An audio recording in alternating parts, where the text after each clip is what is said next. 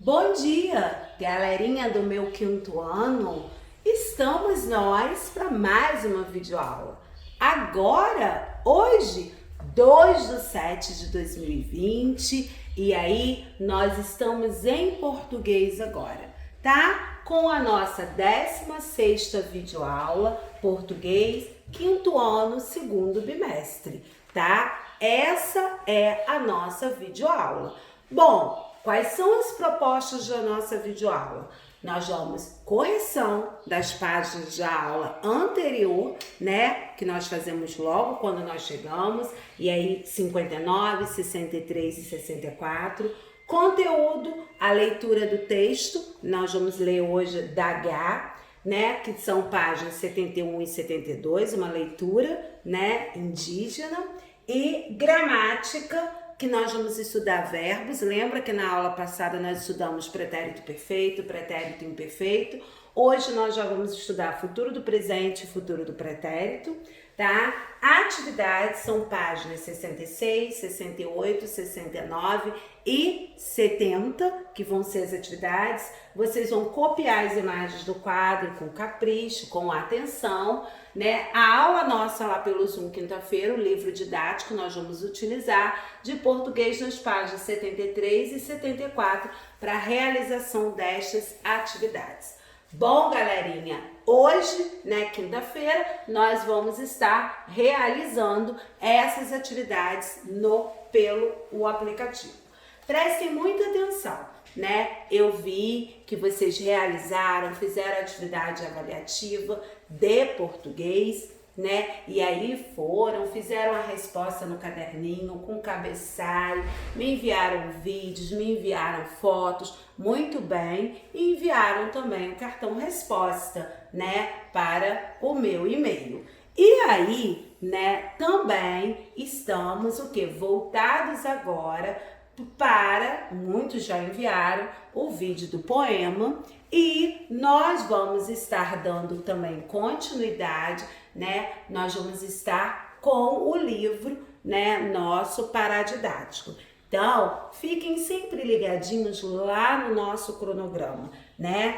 Que aí nós vamos estar lá. Vocês têm toda uma rotina, toda uma organização de como vai ser feito durante aquela semana e com as videoaulas também. Então fique ligadinho, tá bom? Agora, esse nosso cabeçalho, a videoaula, as nossas propostas, é excelente que se tenha, porque aí quando vocês vão apresentar para mim, fazer aqueles vídeos, ou quando vocês mandam foto, a primeira coisa que a tia Cláudia vai ver qual é o cabeçalho e qual é a videoaula, tá bom, galerinha?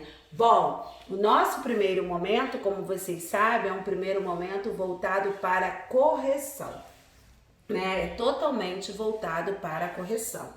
E aí, na página 59, aqui, que é as culturas singulares no Brasil plural, né? A A, a B e a C, são respostas pessoais, onde vocês vão colocar essas respostas no caderninho de vocês, tá bom? E aí nós vamos lá para a página 63, que nós primeiros vimos, né, como vivem os índios hoje. E aí, lá na página 63, nós vamos ver a interpretação escrita.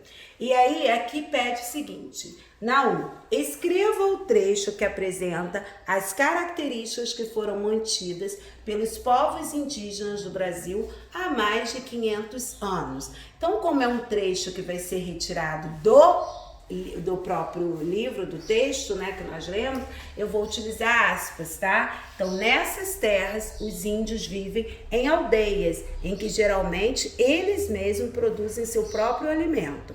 As famílias se ajudam e as crianças são criadas livremente. Fechei aspas, tá? Bom, a 2, a reportagem Como Vivem os Índios Hoje apresenta 3 intertítulos. Por toda parte, mistureba e nas cidades. Qual é a função dos intertítulos em uma reportagem, tá? Qual é a função aí? E aí, os intertítulos, eles organizam as informações, orientando melhor a leitura, né? Para nos deixar mais informado e para a gente ter o quê? Uma organização quando nós estamos lendo, quando nós estamos nos informando.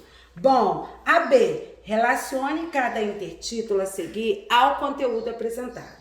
1 por toda parte, 2 mistureba e 3 nas cidades. Bom, o primeiro trata da troca cultural entre indígenas e sociedade não indígenas. Ficou a 2, que é a mistureba. Bom, a segunda explica que os indígenas também vivem nas grandes cidades. Então, ficou a 3. Aborda onde vivem os indígenas atualmente, nas mais diversas regiões do país. Ficou a 1. Bom, releia o trecho a seguir. A troca cultural não destrói necessariamente uma cultura. De quem é essa fala? Do antropólogo João Pacheco de Oliveira, não é mesmo que nós vimos lá? Bom, que pontuação é empregada para sinalizá-la, né? Olha a pontuação que foi utilizada. As aspas, tá? Então, vocês vão colocar aí as aspas. Bom, a página 64, e é onde vocês também apresentaram o vídeo falando sobre, né, ainda vão, né, quer dizer, viram, né, nesse texto falando sobre uma reportagem que foi o que nós lemos, né? Então, vamos lá. Na 4, com que objetivo o repórter utilizou a fala de outras pessoas em seu texto? Assinale a alternativa correta. Então, o que utilizou-se aí? Para apresentar o depoimento de uma especialista e assim atribuir mais credibilidade ao texto. Bom, 5. Releia o trecho a seguir. O pronome nessas terras, os índios vivem em aldeias em que geralmente eles mesmos produzem seu próprio alimento. As famílias se ajudam e as crianças são criadas livremente. Como eu li lá na questão 1. O pronome eles retoma qual expressão usada anteriormente?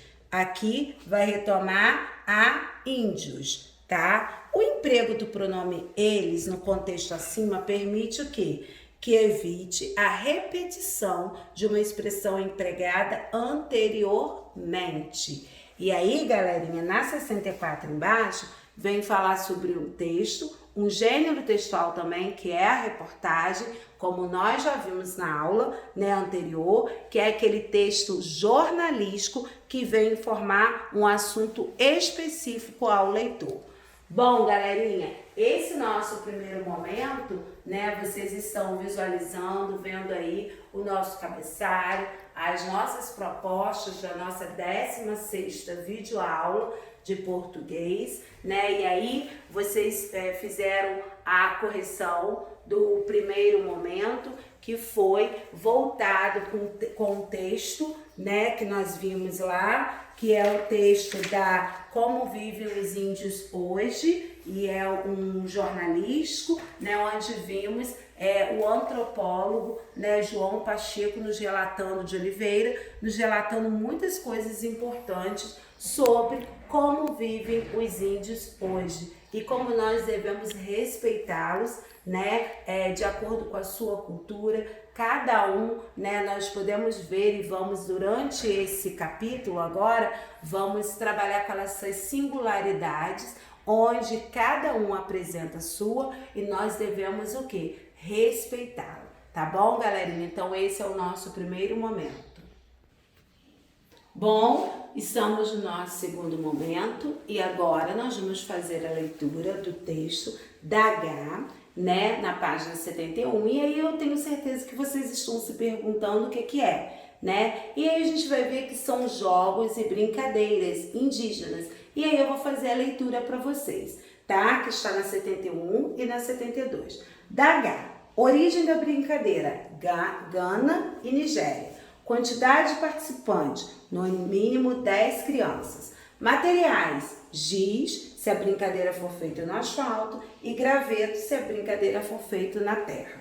Como jogar? Nós vamos riscar no chão um quadrado ou um retângulo. Esse espaço será a casa da jiboia. Da H significa jiboia. Um dos jogadores deverá ficar no espaço riscado. Esse jogador será a jiboia, a qual não poderá sair do quadrado. E aí, 3. Os demais jogadores deverão se posicionar em cima da linha do quadrado. 4. O jogador que faz papel de jiboia deve tentar tocar nos jogadores que estão sobre a linha riscada, os quais poderão correr na linha ou se afastar dela para não serem pegos. No entanto, os jogadores devem voltar rapidamente para suas posições. Caso contrário, são eliminados do jogo. 5. Se um dos jogadores da linha for tocado, ele deve se juntar à jiboia e ficar na parte interna do quadrado. De mãos dadas e usando apenas a mão livre, eles devem tentar tocar outros jogadores. O último jogador, isto é, aquele que não foi pego, vence. Variação da brincadeira. Poderá ser marcado, além da casa da jiboia, outro quadrado ou retângulo para delimitar o movimento dos jogadores. Assim, os participantes não se afastam muito da casa da jiboia. Bom, galerinha, nós temos aqui o que? Nós acabamos de ver um jogo, uma brincadeira, e que também é um texto, né? Onde o que? Explicou primeiro a origem da brincadeira e depois veio nos informar passo a passo de como nós estaremos o que? Fazendo, realizando esta brincadeira. Então, muito legal. Bom, lá na nossa página 75, no estudo da língua, nós vamos estar estudando o futuro do presente e o futuro do pretérito. Bom, prestem muito atenção. Semana passada nós estudamos o pretérito, né? O que já passou. Agora nós estamos o quê? No futuro, o que ainda acontecerá, não é mesmo? O que ainda acontecerá. Então, o futuro do presente é quando o verbo indica uma ação que certamente ocorrerá no futuro e ele está no futuro do presente, tá? Então, quando o verbo indicar algo que só aconteceria com uma condição, então ele está no futuro do pretérito.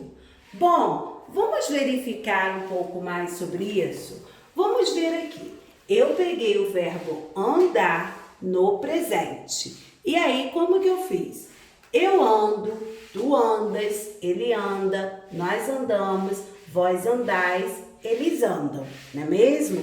Futuro do presente. Então, como que vai ficar? Futuro do presente não indica uma ação que certamente ocorrerá no futuro, né? Então, vamos lá. Eu andarei, tu andarás, ele andará, nós andaremos, vós andareis e eles andarão. Esse é o futuro do presente. Bom, e o futuro do pretérito? Indica algo que só aconteceria com uma condição. Então, olha a condição. Eu andaria, tu andarias, ele andaria, nós andaríamos, vós andaríeis, eles andariam. Então, nós vamos também relembrar um pouquinho do nosso pretérito. Nós vimos o pretérito perfeito, né? Então, ficou eu andei, tu andaste, ele andou, nós andamos, vós andastes, eles andaram. Esse é o pretérito perfeito. E o pretérito imperfeito? Eu andava, tu andavas, ele andava, nós andávamos, vós andáveis, eles andavam.